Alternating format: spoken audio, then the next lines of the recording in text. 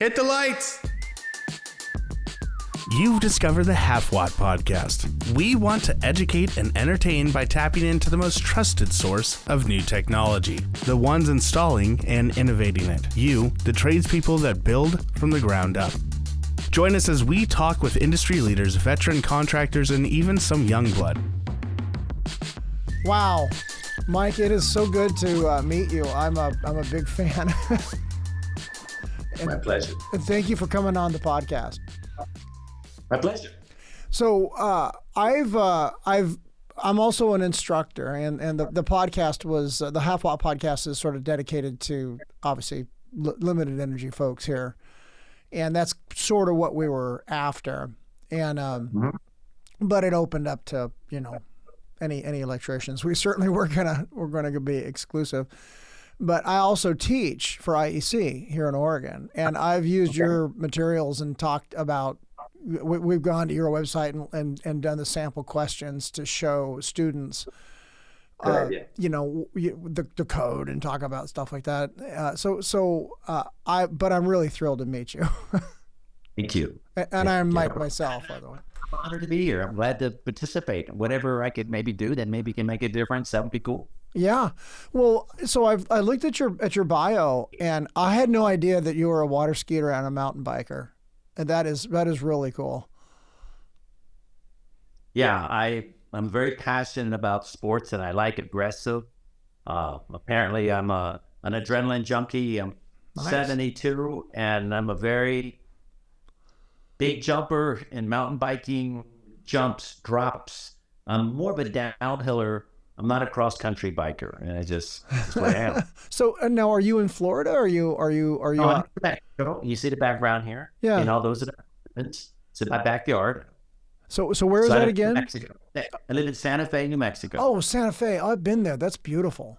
Yeah, it's beautiful. It is. So do you have two residences, or you just live in Santa Fe full time? No, we live here. Pretty much, we live here, right? Pretty much, we live here now. Nice. Yeah, I've been in New Mexico. I had a uncle that lived in Taos, and so I got to see Santa Fe when I was a kid. It was beautiful there. Yeah, it's a lovely area. I love New Mexico for the sport that I'm in. It's a very good venue. So you obviously don't have any. I bike as well, but it's a road bike thing. I work up at a hospital, so it's a easy way to commute, and it's Definitely not jumping. I haven't done that. I do equestrian sports, but that's that's the horse doing a lot of the work. Right. So tell me, you got into this 40 plus years ago, and you became an electrician and saw a need to start teaching, and you've obviously developed a lot of really good teaching skills. Yeah. Tell me about your style and your technique. I have Michael.com/instructor, and there is a free book, How to Become a Great Instructor. It has, I don't know, many hours of video, free. And if you were going to sum up what I do is 100% dedication to the student. Nice. Nothing else matters. And to be exactly where they're at.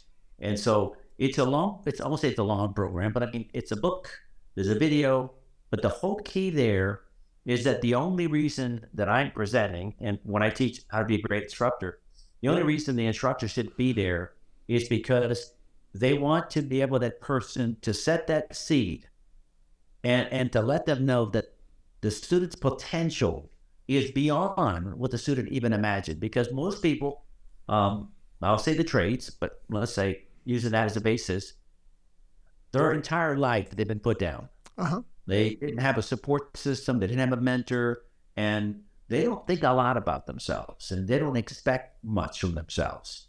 Well, a great instructor knows that's not true. Right. And they know that if we can instill certain values in the student and help the student understand that this electrical industry is so vast. You can get into programming, you can get into management, you can get into technology, you can get into residential, commercial, industrial, get utilities.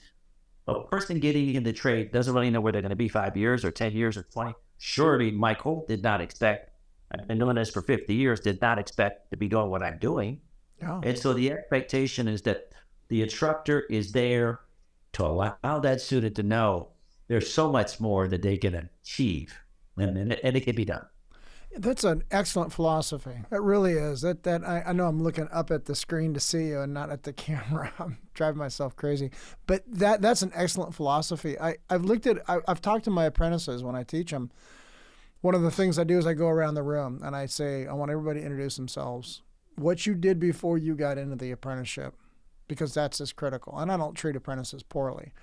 And who you work for now, and what you do. And we've had people that had degrees in physics and philosophy and writers and people with master's degrees, and I'm like, great. And military, I have a military background, so all these different things, and it immediately it changes the dynamic in the room. Like all of a sudden, you'll see people just, I didn't know that guy did that, or I didn't, I know you were a mechanic. That's cool, and you can see him kind of bond. And the first night that I do that, the teaching totally changes. I mean, the whole room flow changes. And anyway, we start to go into it, and I thought that I didn't think about it the way you just said it, though, where, hey, you don't know exactly where you're going to be in 5 years. And you're right, you could be, because I'm a fire alarm guy. That's where my whole specialty's been. But yeah, it could have been access control or whatever. So you don't know what your passion. You don't know what your passion's yet. Yeah. And so you get into the electrical program, and of course you get a chance to meet all the other different venues that are that branch off of being an electrician, and you realize, you know what? I'm really fascinated with fire alarms or whatever situation. And PLCs, Yeah, exactly. Yeah. It seems like the whole industry, we were trying to get a different bit of, some different materials put together. And I keep saying, if everything is going to be based on PLCs. PLCs are it. I mean, that's what everything's going to be based on, a PLC. So programming, languaging, and understanding how these things go together, that's the key at this point, in most of my industry anyway. Yep. So when you started teaching this, I noticed that you had fire alarm as a background. Had you done that when you started? Oh, no, I'm not fire alarm. I'm not a fire alarm guy, and I'm not into PLCs. Just zero. I'm not a technology kind of guy.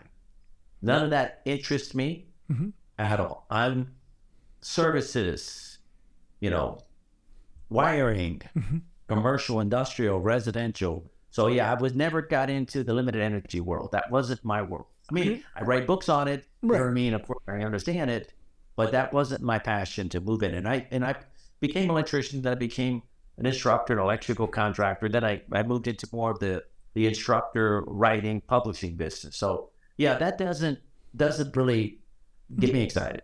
Which is fine. Not really. Which is, there's nothing wrong with that. So in the books that you have you just written these yourselves, or did you wind up using staff writers, or did you just sit down and crank them out? Been doing it a long time. Yeah. Just one book to the next as the need was there. It was just something that the customer, the instructors and students needed. So I just evolved in that way. That's awesome. Wasn't a plan.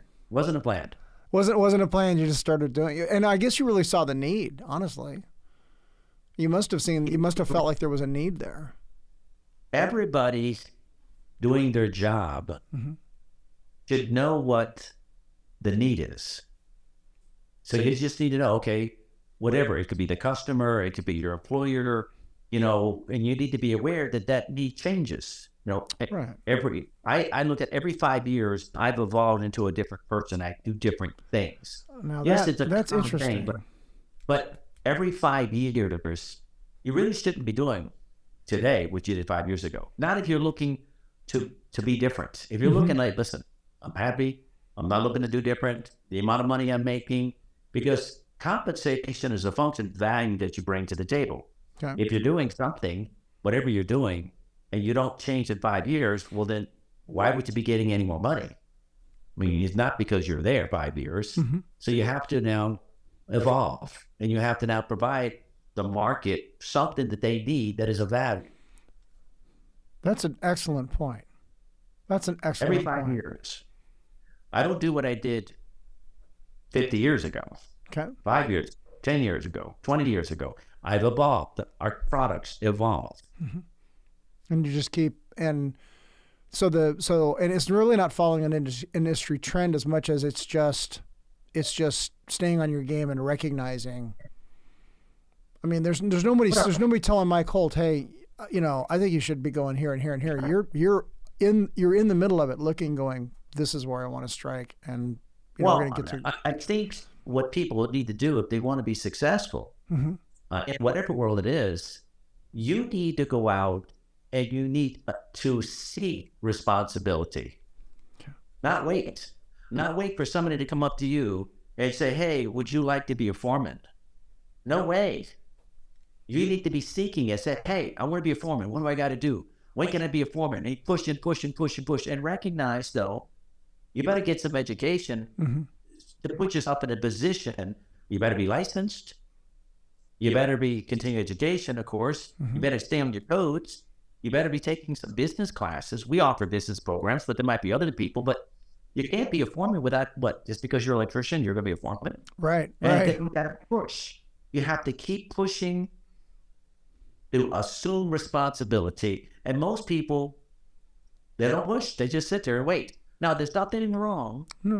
I with get eating, saving, wherever you're at. There's nothing. Say, I like I like the comfort. I like the security. But don't expect to make more money because it's a trade-off, right? I mean, if you want to make more money, well, then you have to assume more responsibility. And you can't wait for somebody to come to you, which means you're going to have to go. They're not going to just show up and hand it to you. Somebody might, but the best thing is to push and to keep pushing and make mistakes and just make a mistake and look like a fool and be embarrassed and be sick to your stomach and sleep at nighttime or not sleep at nighttime. And it's like, oh my gosh, I can't, and feel terrible. And get up. You are a guy who has experienced that. I can tell. You've had those things happen, and you go, okay, just brush my shoulders off and keep moving. But you can't grow if you don't make mistakes. Right. I saw a meme or saw something. It's like, I've been really, really successful my entire life. And it's because of all the mistakes I've made. I need to make some more mistakes. And that's true. The more mistakes you make, the more effort that you put into, the more embarrassed you are. You gain skill, you gain experience, you gain information that you never would have had. If you don't take a chance, well, then there's no way to grow. So everybody, if you watch every great person out there, if you read biographies and you find out about their history, you realize that there's a slew of mistakes they made. And with those mistakes, okay, now I know how to approach it differently. That's an excellent bit of advice. Make mistakes. Make the mistakes and move forward. I like that. Yeah. It's not a mistake. It's not a mistake. Right. People call it a mistake. It's not a mistake. It's like you didn't have enough information. It's called oblivious. I didn't know. So I don't call it a mistake. Other people do. I say, no, it was oblivious. It had knowledge. Now that you know, now we don't want to make a mistake. Right? We did things, taking chances. Oh, gosh, I forgot. I didn't realize. No, it's okay. No big deal. Yeah, it happens. I think that's an excellent bit of advice. I wish I had followed that. I've had a basic change in career where I moved back into something that was less responsibility. And now that you're saying that, it's I'm scratching my head going, was that the right move or the wrong move? Because that's a good call. Well, the key here is that I'm a pusher. Okay, I'm 72 years old. I jump 60-foot tabletops. I do huge drops. 2 years ago, I broke 11 bones in my back and my ribs. I had a collapsed lung. I had surgery on my diaphragm. I had my liver that was injured a little bit, bruised. Wow. And when my wife came to the hospital, I told them, look, chicks dig scars, okay? Pain is temporary. Glory forever, and bones heal. This is not a big deal. 2 days out of the trauma center, I walked the 5K.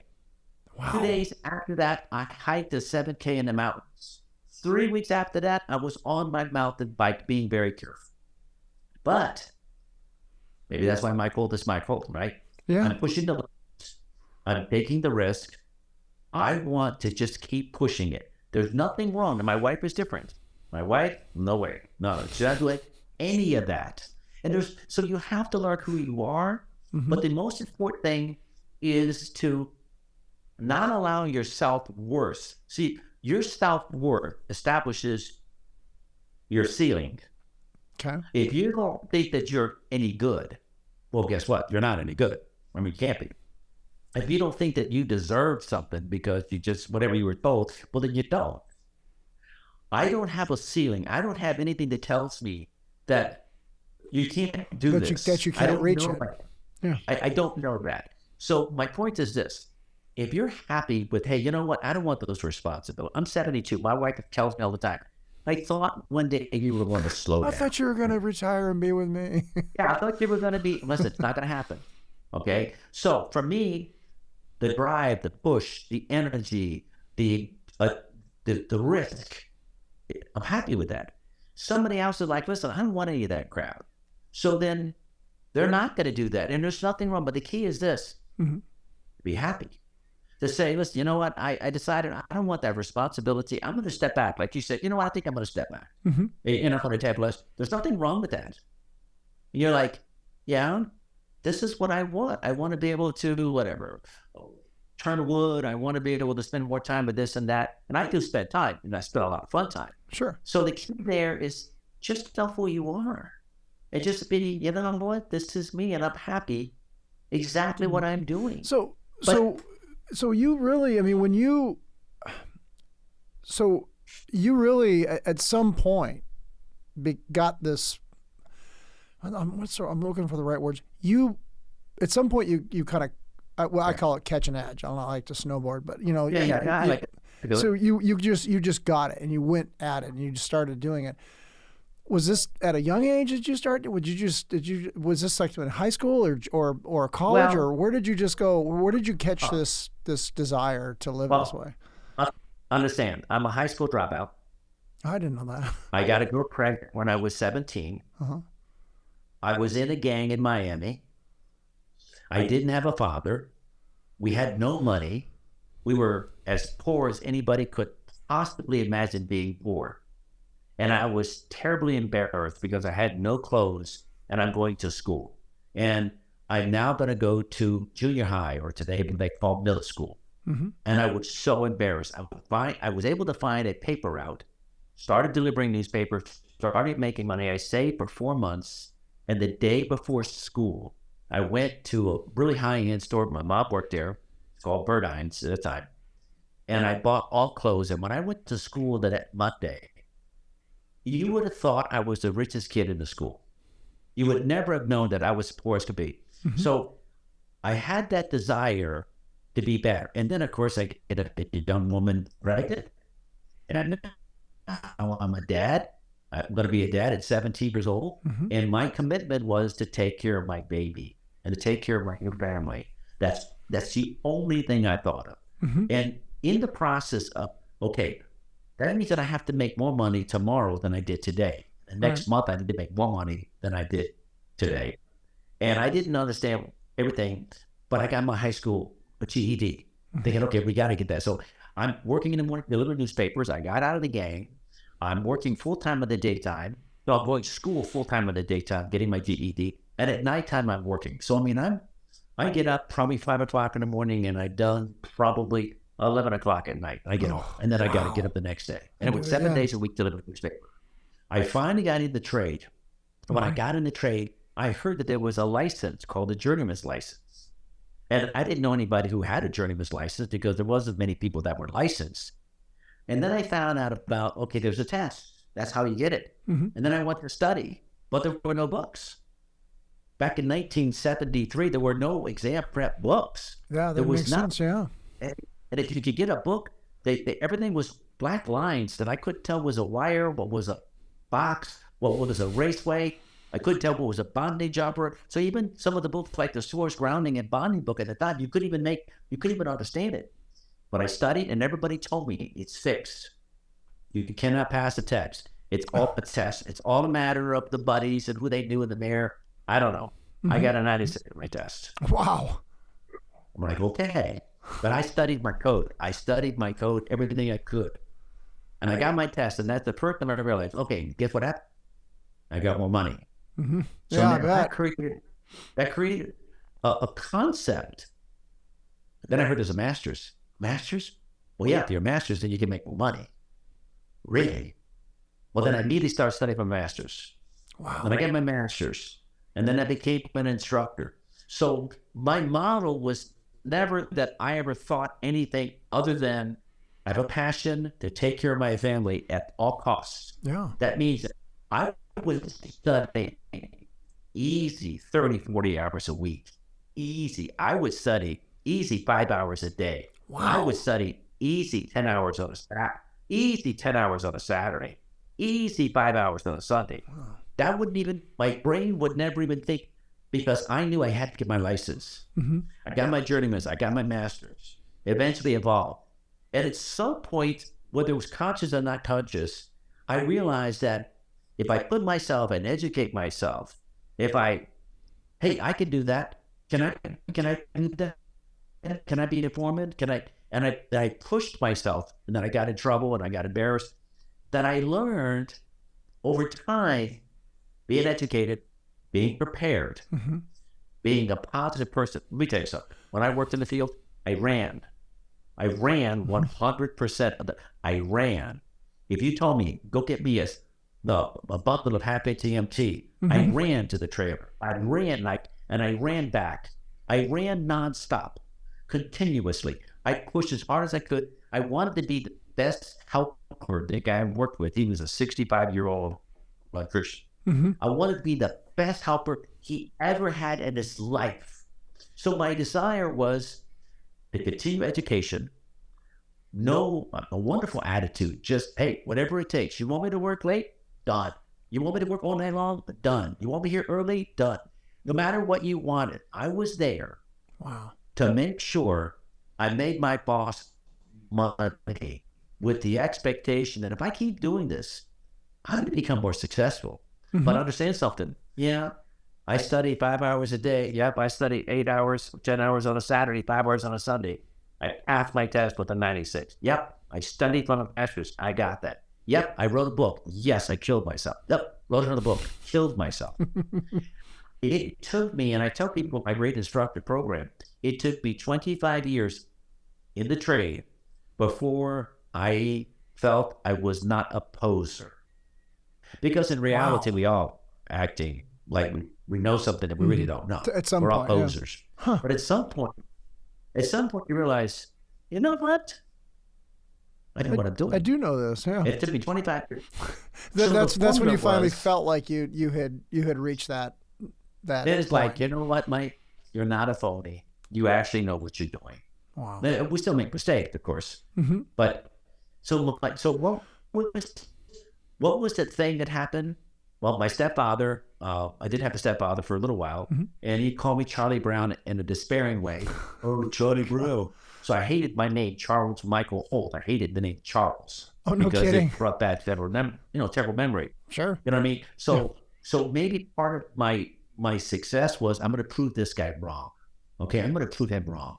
But then I got a baby. I got my daughter Belinda, who's the chief operating officer of Michael Enterprises. She's my baby. Take care of my baby. So I never thought about me, Mike Holt. And even today, there is nothing in me to think about what can I gain out here. No, what knowledge, what role can I provide to somebody that it's worth to them to pay me more than if I did another job, and I assume more responsibility. And so therefore it was about taking care of my family. That's all. Huh. And you put one foot in front of the other until you were successful. Never had this big vision. It was like the next hill. What do I got to do? Hit that next hill. I like that. And then it just evolved. But keep the drive, which I had at 72. I'm on fire. Yeah, you Just absolutely finished up the 23 are. products. You've got. I'm sorry. Say that again. I didn't mean to. No. Yeah, last Wednesday I finished up the 23 products. I'm working on the 26 products right now. Wow. There's no slowdown here. I'm on fire at everything I do. Social media, on my mountain bike. I'm going to Canada, Whistler, in July. Nice. To take a 1-week downhill course for adults on downhill mountain biking camp. What 72-year-old guy is going to go to Whistler, the #1 biking park in the world, to take a 1-week course on downhill techniques so I can jump further, faster, and drop longer and go? You. I mean, honestly, I didn't even. I've got a guy that I work with who he's my age. I'm 58, and he got into unicycling and became one of the 8th top unicyclers in the world. And he does mountain unicycling, and I've seen that beyond imagination. This guy is incredible. He bikes everywhere, unicycles everywhere. He's just when COVID hit, he learned French. He stayed home and learned French. Yeah. So he's got the same zest for life that you've got, and I can appreciate that. So I'm hoping my listeners, because this is obviously a pretty big interview for me, and I don't think I could have asked for a better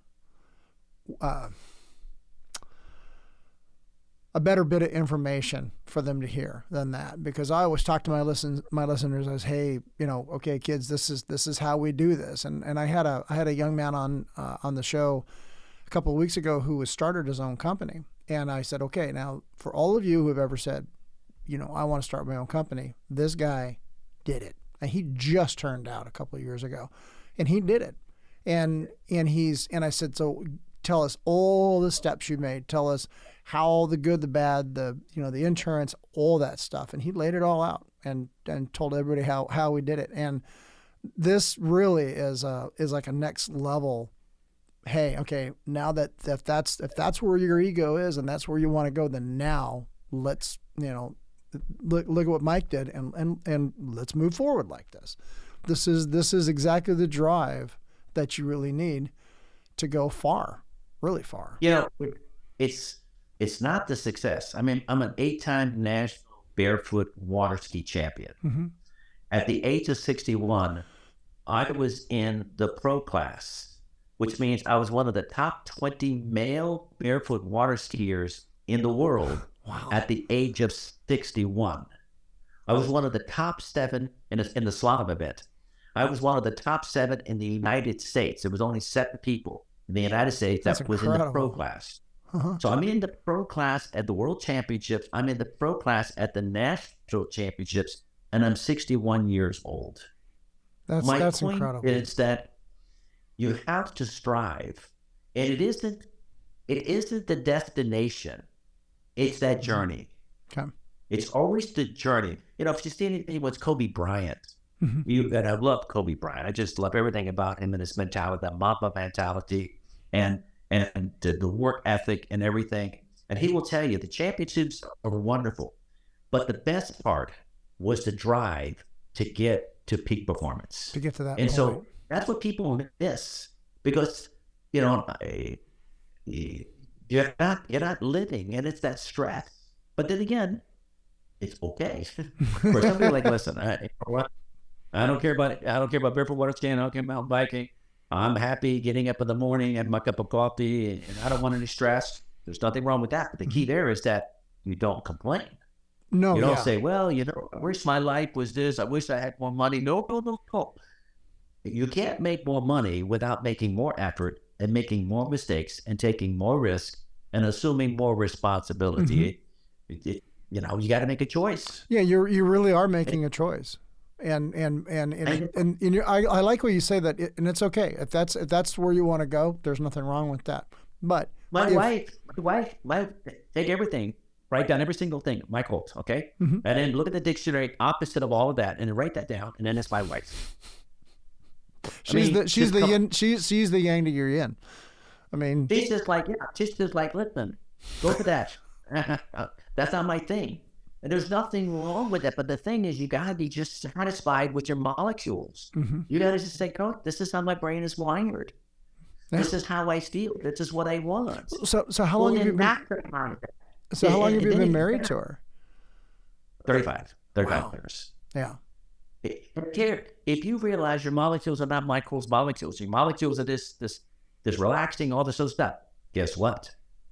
Then really maximize that. Then really maximize, listen, I'm not that.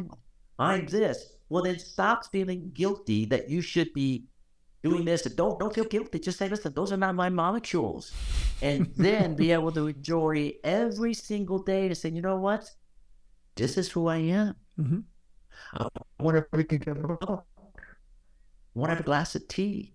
I want to watch the sunset. I do all that, but I maybe do it on a mountain bike. Okay, maybe I'm driving in there. But I mean, I do have time.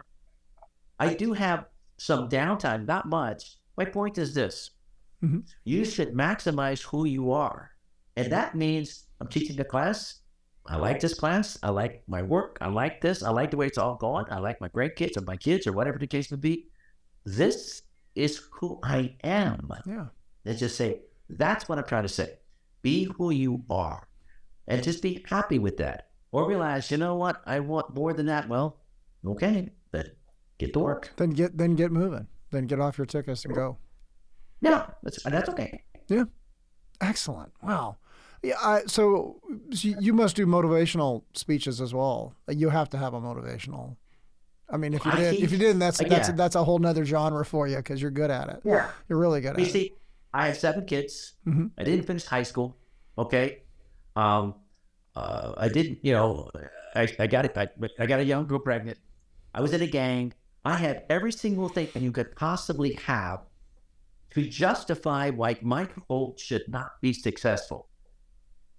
Stepfather, I had every single thing. When I mentor somebody. Let me tell you one thing. You could not give me an excuse why you cannot spend at least 2 hours a day studying and at least 5 hours a week. Because you couldn't even give me, well, Mike, you don't understand, I got kids. Okay, dude, I got 7.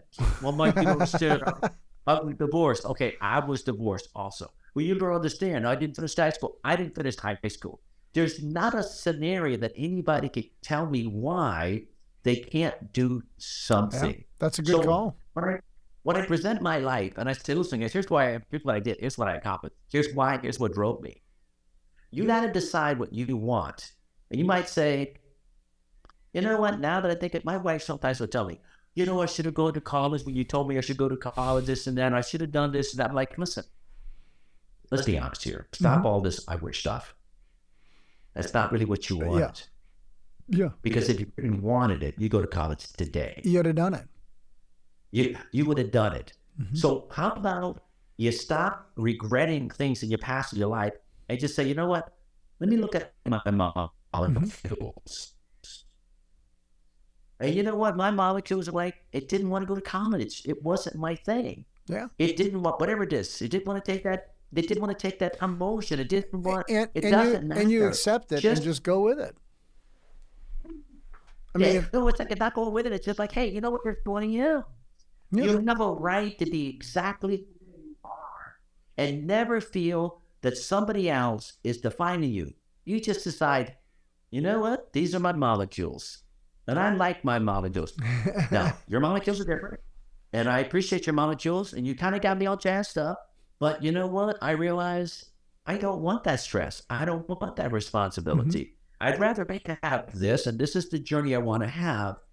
And I think people put themselves down because they think maybe other people put them down. You haven't done this, you haven't done that. And they're like, well, you understand this and that. I bet the kids don't stop the excuses. Just say, you know what? I don't care about that. I don't want that. These are my molecules, and I'm happy with them. Oh, I can't motivate you other than to get you to be happy with who you are. Just be happy. That's all. Accept your molecules. So at this point in your career and in your path, are you still studying? Are you still looking at code? Are you still going through it? I mean, because I'm doing the 2023, the code change. I love what they've done. The code is, the new code changes are jaw-droppingly good. I really am. Great job. Yeah. And so to me, it's the first time I've looked at a code book and went, wow, that's impressive. That's impressive. And I really feel like like whoever's on the committees and all how they're making that happen. I wish they would do that to 72. Oh, I really wish they would do that to Senate PA 72. Yeah, I understand. Oh yeah. I mean, I just finished a book. Oh, it was the Silk Roads. It's about this big of a book, a huge book, and it's a hard book for almost anybody to read. And it talks about the center of the universe. At one time, it was, let's say, Iran. And then another time it was part of Africa. Then it was the Middle East, and then and it's moved around. It was China, when they had the silk. They had the silk. So right now, looks like where the Silk Roads lead from, it seems to be moving more to probably the Middle East. Okay. A lot because of oil, because we need oil. And if they say, hey, we're not going to give you much oil, the West collapses. So the West is doing everything they can to make sure that with the Arabs, they're good buddies, right? We're all good buddies. So therefore, and of course, the United States manipulates and puts powers to be, and then Russia gets inside there and China gets inside there. Okay, so this is a book that I'm reading, and it's teaching me to understand how I read about. There's a book called Guns, Germs, and Steel. A really hard book, but I found it to be amazing because it explained why did the Europeans come to North and South America? Why are the Aborigines who they are? How come Africa is what Africa is? Well, part of it has to do with Eurasia goes east and west. So if they discovered they domesticated a vegetable, where they domesticated some food, or you can move it across the world this way, right? But you can't move it north or south, because if you grow this wheat here, well, it's not going to go down South Africa, and it's not going to go north. Right, because of the temperate zones. There's temperature. There's cultures that are innovators. They're like, oh, what did you do with that? How did you do that? So you have some people are like, no. We're Aborigines. We've been doing this now for 2,000 years or 10,000 years, and we're not doing any of this. We're not going to change, okay? So I learned to realize, okay, Michael, everything changes in the world. And those people that accept it, those people that are engaged in the process, engaged in that change, follow that change. In other words, they had guns, right? We had germs. And then there was steel. So you have all this new technology coming in. Some people are like, nope, we're not going to touch that steel. We're not going to do any of that stuff. Other people are like, hey, do you know what you can do with steel? You know how we can change this? So I read books about how did the world become where it's at, and who won and who lost. Guess what? The innovators. The people that watch the other people say, what the heck? And then they evolve that. And they say, you know what? I don't care how I used to do it. This is how I'm going to do it now. They're not dinosaurs. That's very true. What's the other book I read? I did a lot of reading, so I'm always reading about the world. I love Caesar, the Romans, Alexander the Great with the Greeks, Attila the Hun. I mean, just even Hitler. If you read the story about all these great,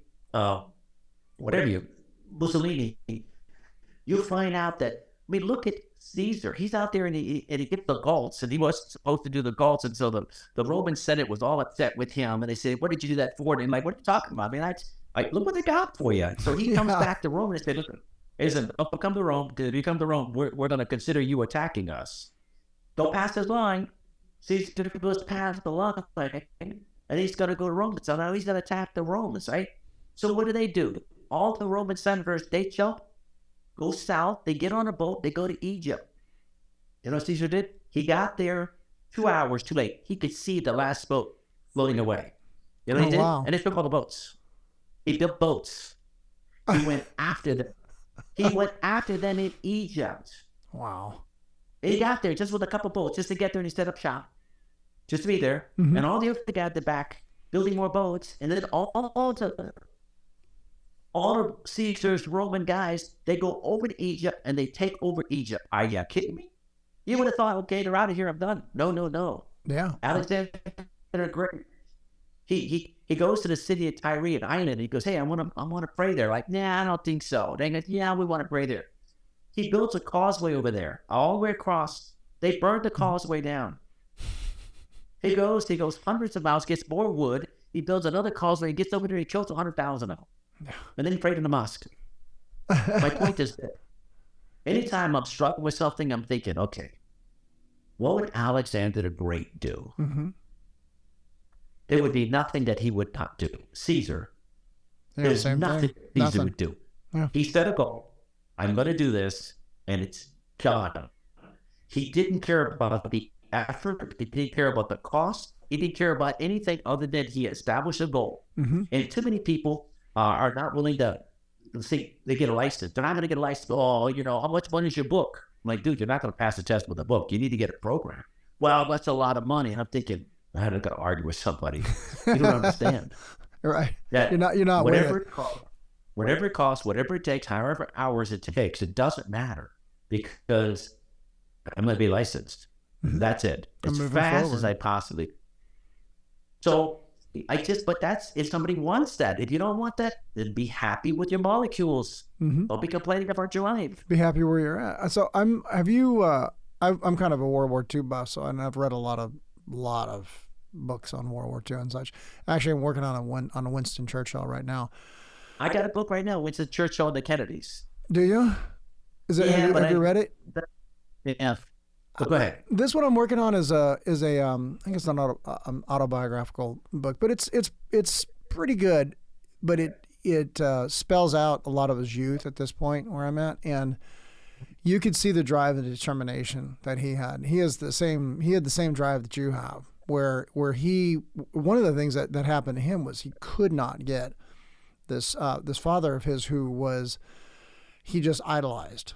And he died very young, his father did. And so he wound up always sort of wanting to go into Parliament with him at some point.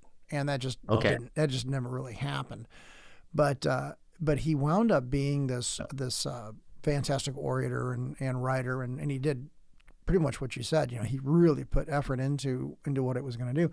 And actually on the way here, there was a gentleman that he recommended, and the guy's name was Burke Cochran, and he was a New York congressman. And it was Burke who Winston Churchill basically set his oration style up and followed and writing. And I thought, that's really interesting. So that just got me. So on the way here, right before we started the record, the little town I'm in has a middle of a train. Is a train track runs right through the middle of it, and this train stopped and blocked the whole town for like 15 minutes. So I'm on the other side of the train going, I got a very very important interview, and I hope the train's gonna move out of the way because I want to get there on time. And then they played that, so I wrote this guy's name down, and I didn't know why, other than I wanted to just look him up and figure out, more information about him. And now after talking to you, I've written down 3 or 4 other things I want to read about because you've inspired me. The Silk Road, I've seen that book. I may even have a copy of it. Yeah, it's amazing. It's hard to read, but what it teaches you is to understand the world and where the power is and how it moves. One time it was the Dutch, one time it was the Portuguese, one time with the Spaniards, another time it was the Italians. Big time of the Italians, Great Britain. It had, you know what I mean, and then you have China, then you have Russia. You know what I mean? You have all these different cultures that are moving around, and some are in decline, and some are on the ascent.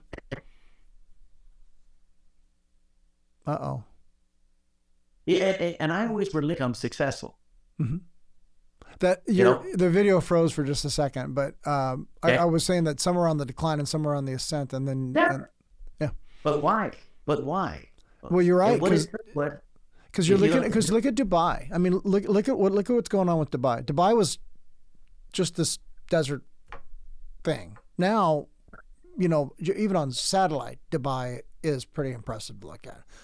Yeah.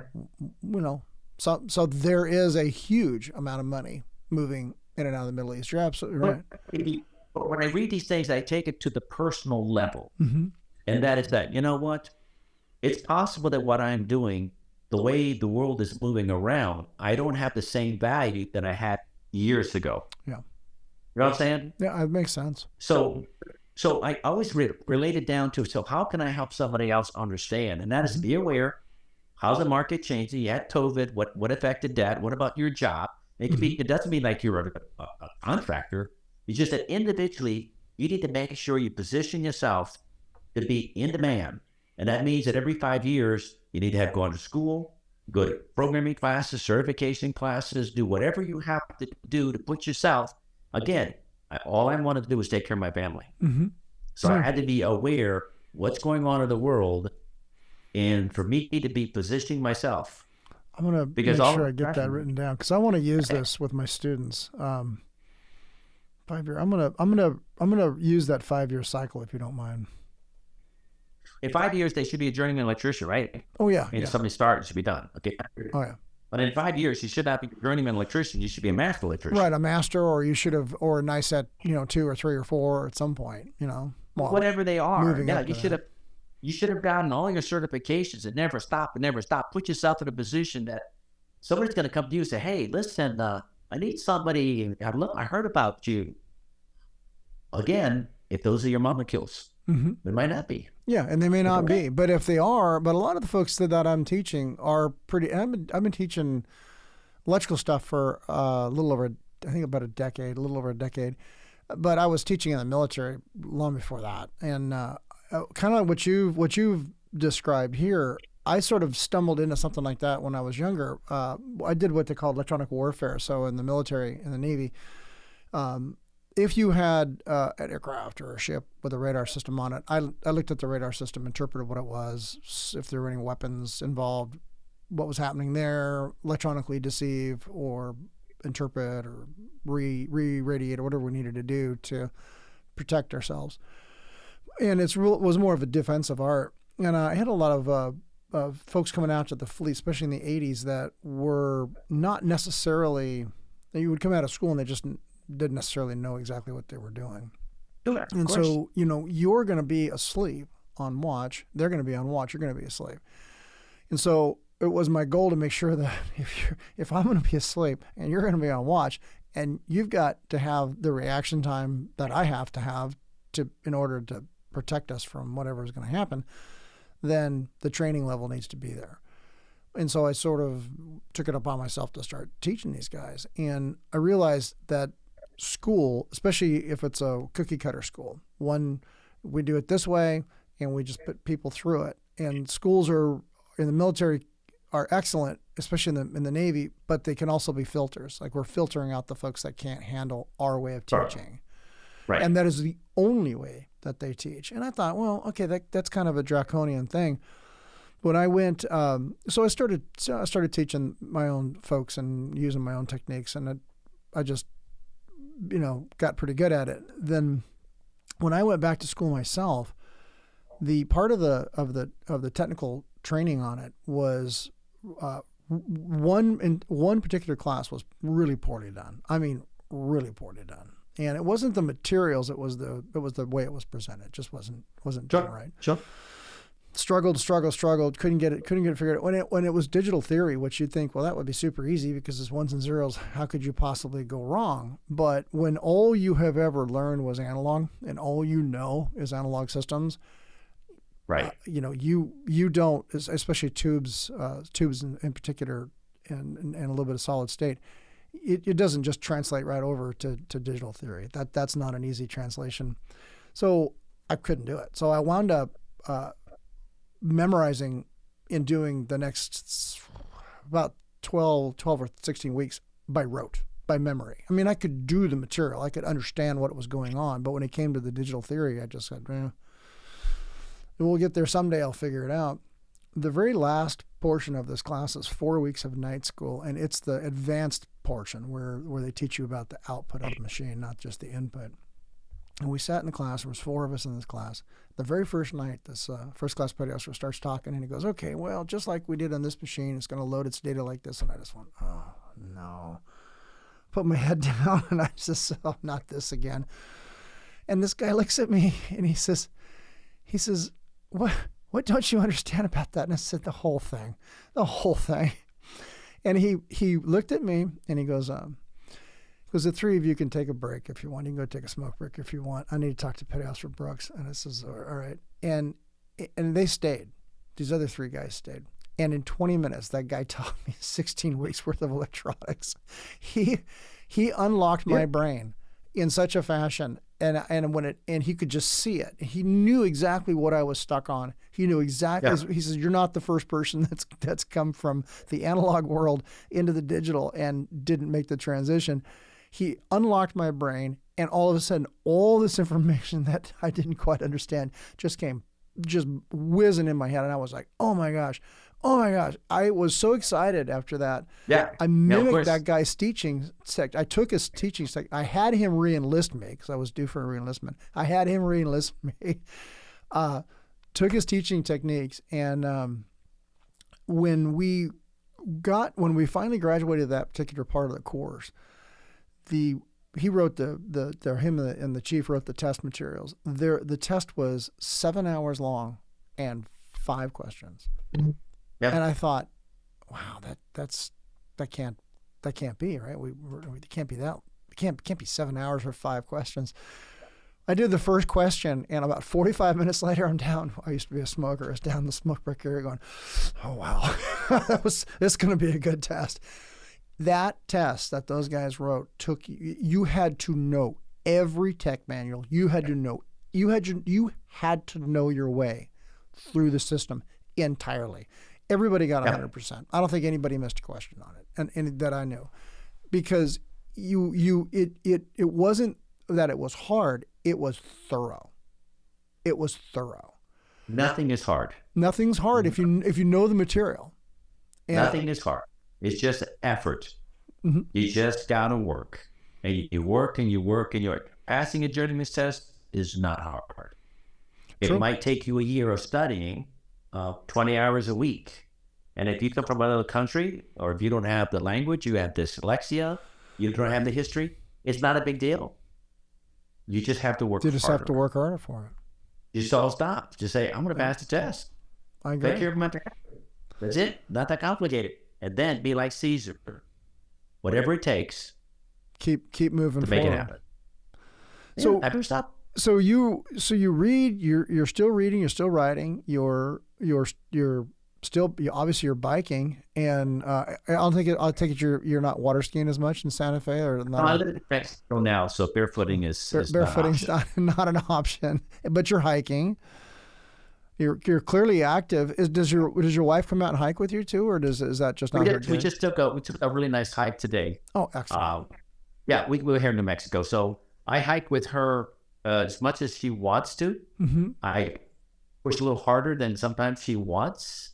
You know what I mean? Yeah. Sure. So yeah, I hike, I bike, I work hard, I get up early in the morning, I do what I got to do, and well, at 72, Mike, I mean that is you're not sitting down and retiring. That to me, I want to really emphasize that, because I know a lot of folks that have retired, and I'm like, and obviously I'm 58, so I'm active. I just can't sit down. You're a baby. I am a baby. I feel like a baby. You're a baby. Too. You're a baby.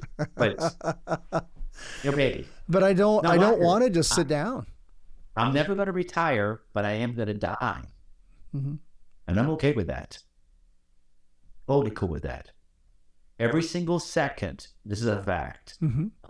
Every single day, I'm aware of it, and I value it, and I don't waste it. If it's me taking a walk with my wife, it's not wasted. If it's me going mountain biking, if it's me working with my staff in order to work on the book, everything is thought out, and at the end of the day, I get in bed and it's like, the journey was today. Mm-hmm. And I have no reason to stop helping people. And when you're poor, and I can't say poor. Mm-hmm. When you're poor, you're always poor. You never. I mean, I have money, okay, but I don't care about money. I tell people, I don't have a girlfriend. You know, what do I need money for? I got a house, I got a car, I got my mountain bikes, I got an RV, I got my wife. Yeah. I don't need money. Money you got it all. Doesn't mean anything to me. I don't care about. I mean, I'm successful, but I mean, I'm concerned about making sure I can provide for my family. But it isn't money. Money should not be driving you. It's the passion of living your day. And if it means getting a glass of tea, sitting down, reading a book, a magazine, and just saying, you know what, these are my molecules. And my molecules are happy doing what I just did today. At the end of the day, that's how my molecules wanted it to be. Then that is success. That's a really good success. And if this is the last night of your life, you've lived with the same dynamic now for all these years. You did everything you were supposed to do today. Everything. You knocked it all out of the park. So, okay, that's over with now and off to the next. Yeah. I know that you're a man of faith, and that was really important to you. So, and you're welcome to talk about it if you like. Well, I mean, one time I thought I could do everything myself. You know what I mean? I had it all under control. And I realized, not really. And one day I decided, I'm thinking, let God lead me and direct me and allow me to understand that I'm not to judge anybody. Obviously, I'm a Sheba. I can't be judging anybody. I don't judge anybody, what they want to do. I don't care about that. All I know is that I want to be able to, in my actions, people see somebody's like a little different, like, wow, he's just a little different. It was awful nice of him to do things. I do a lot of things for a lot of people. And they thank me. I said, look, I didn't do anything for you. This is not from me. This is from God. There you go. And so by me having faith to know that, you know what? I'm just going to honor God. That's all I can do. Do the right thing. Take care of my family. And that's all I could do. And it just gives me confidence to realize no matter what, listen, my life has not been easy. Nobody has any clue, not even the slightest clue, how difficult my life has been. And it really is, and it don't need to be talked about it. But you know what? It's okay. Could be worse. Could be worse. Be a lot worse. Could be a lot worse. So did any of your, I know that you said your oldest daughter actually runs the company now. Did the other 6 follow in your footsteps, or some of them electricians? I have 2. I have Megan, who handles our CEU department. Okay. Belinda, who handles the operations. And then I have a son who's a master electrician, electrical contractor now. My son. He's been electrical contracting for 15 years. Wow. That takes care of 3 out of the 4. And the other 4, my daughter is in Alaska. She was at Barrow, Alaska, as a special needs instructor. Oh, wow. In the most northern part of the United States. In Barrow, Alaska for 2 years. So she's in Alaska. And the other kids they're all doing wonderful things. They're in little worlds. They got, one is a PhD. Another one is my other daughter in Alaska. She's going for a PhD, whatever. And college to me is like, I don't care about college unless, here's what I think about college. No, I would not recommend anybody go to college, except when you decide, I know what I want. And in order for me to get that, I need to go to college. That's an excellent way to put that. Then go.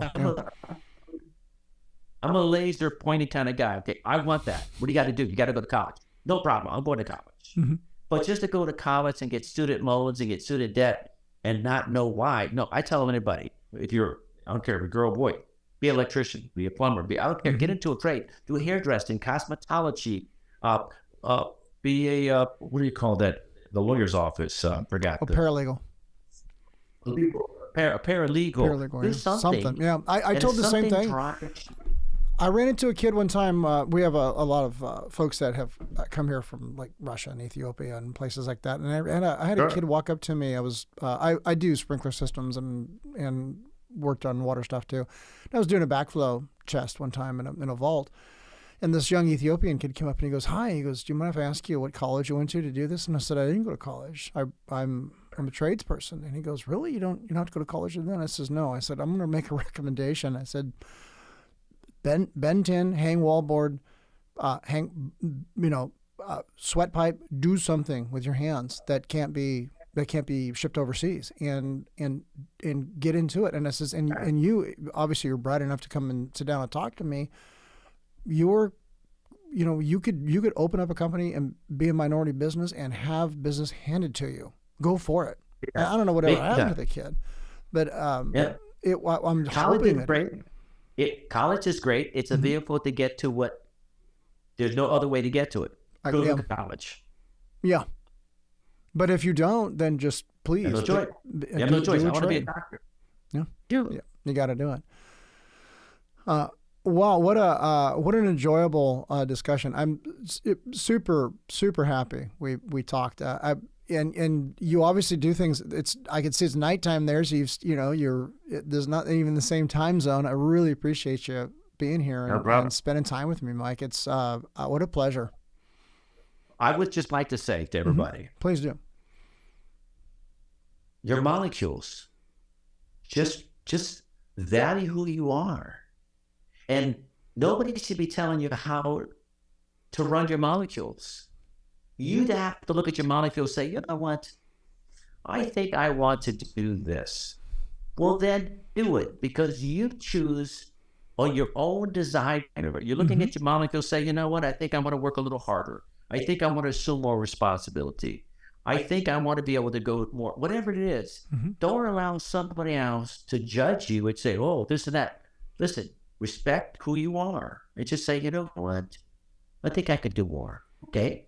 You think you get it, you do it. Or you can say, honestly, I have a daughter that she just gets fired. And she's like, yeah, I'm not interested. My husband, and I say, baby, it's okay, it's your molecules. That's just the way just the way it is. You're right. Just be happy with who you are. That's all. That's all I can say. Be happy with who you are. If you think you can change your molecules, or you like to get them spinning a certain way, well, then you make that call. Say, yeah, you know what I think I want to. Because the only person in this equation that can change you is you. Oh man, what a pleasure, Mike. Thank you very much. You're welcome. Awesome. Well, have a great night, sir. All right, you too. And be careful on your bike. I'm going to try. Thank you, sir. Thanks for listening to the Half Watt Podcast. We always want to hear from you, and we encourage you to email us at halfwattpod@gmail.com with questions or even your own stories. Funny, crazy, or praiseworthy, we want to hear it all. You can follow us on Instagram at halfwattpod to stay up to date on our feed. And be sure to subscribe wherever you listen to podcasts. And share us with a friend, the best way to help us grow. The Half Watt Podcast is a production of Now Hear This Studios.